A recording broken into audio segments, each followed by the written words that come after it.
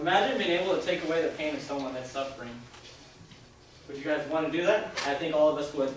Well, this imagination was not just an imagination for one caretaker. Reported in the 1970s, New England Medical Journal, there's entitled, "It's All Over Debbie." It's this little short story about a caretaker giving a patient the lethal dose of medicine to end her life. And he whispered in her ear, "It's all over, Debbie." This, in turn, brings me to my topic. Doctor-assisted suicide. Yes, the caretaker was not a physician and did not do it the way that the proper rules and regulations are right now. But in my eyes, he's the one that started it. With starting this, we're going to talk about first, Jack Kevorkian. He's to me the founder of physician-assisted suicide. Second, a Swiss organization, Dignitas, who ran with his idea. And third, the process that they use to keep them out of legality in the court and being charged for murder. Let's start by talking about who Jack Kevorkian is. Jack Kevorkian went to school in 1952 in the University of Michigan for medical. After that, he went to a career in pathology.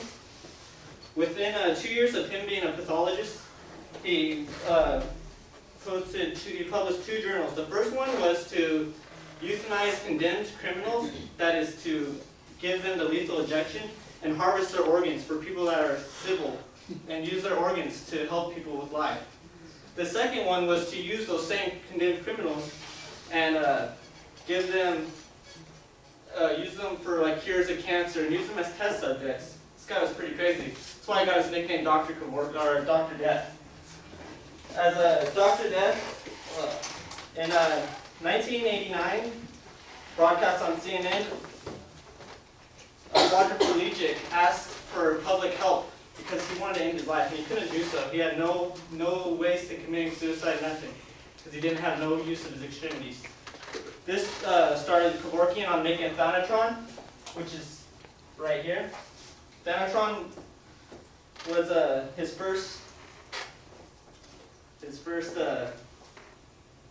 death contraption, as they call it. Like that. Happened? His first death contraption that he started. According to NNBD, when you search Jack Kevorkian, it says the first person was Janet Atkins, and it also publishes what Janet Atkins' therapist did, who saw Janet Atkins from the time of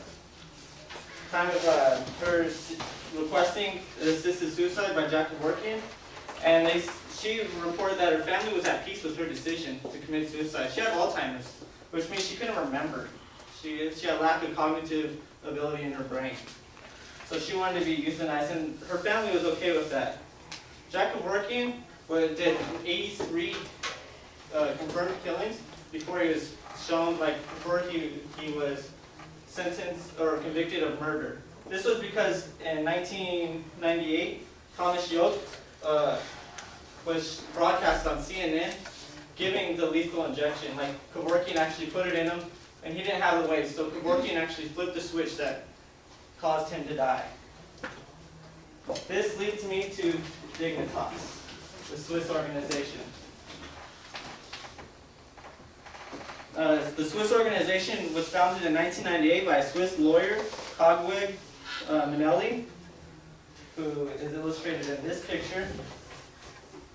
He's the founder and the CEO of it. And Dignitas isn't just for the terminally ill when it was founded, because in Swiss law, anyone could commit suicide, and anyone could be assisting in the suicide as long as it wasn't beneficial of their death. So if you're going to try killing someone for their insurance money, you'd be found in court for criminal actions. But if it was some type of medical or thing, the Swiss law says that it's okay to do that.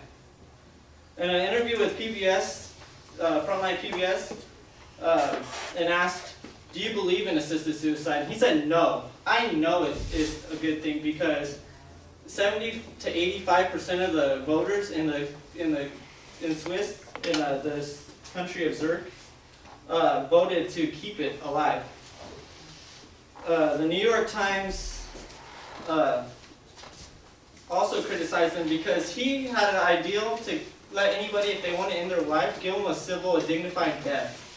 So in 2009, he was in the Times, a UK newspaper, because he was going to give a healthy woman, he was going to euthanize a healthy woman. But his ideology was that the woman was married for 25 years, and her husband he got a terminal cancer, and he was ill.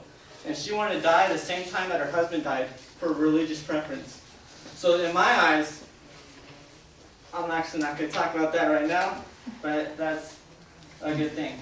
In the interview with Frontline, he said that the cost was only $5,000 in United States dollars. And according to the Wall Street Journal, that was a lie. It cost 10,500 United States currency. So that's pretty crazy. 10,500 just to end your life. The Zerk voters May 15th, the Zerk voters protected this company on the federal level, so they will never be in trouble because the voters voted to keep this company in the quest that they stay. This leads me to talk about how they euthanize people with physician-assisted suicide.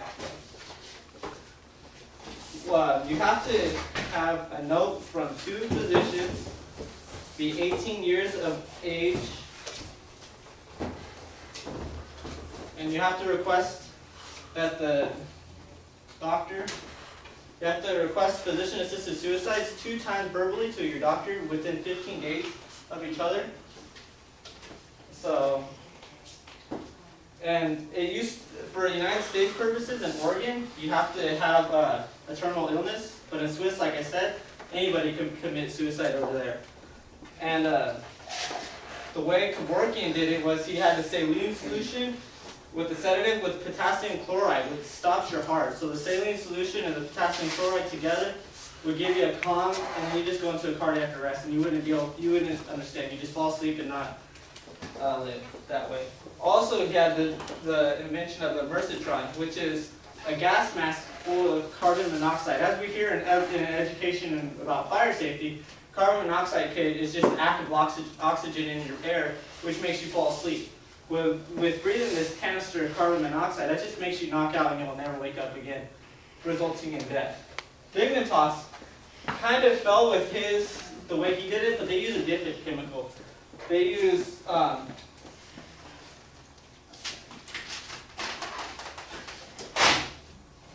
anti-Semitic, which is a sedative to calm people from vomiting. That's what we use in common hospitals if you're coming up with fever and vomiting. They use that to calm your stomach. 30 minutes after ingesting this, you take the pentobarbital, which is used for seizure patients, which with a lethal dose of this, it puts you into respiratory arrest, which means it attacks your nervous central system and does not let you breathe, so that you go into a peaceful way of dying. And also, you have to be able to turn off your own machine. Like, if this doesn't work to confirm that you died, this is this picture is from NBC Frontline about suicide tourism, and he has to bite his breathing machine to turn it off, so he commits suicide himself. So there's no one else. As you can see, someone is handing him, that's assisting to him. These are paid people by Dignitas, so they're not in any legality about it.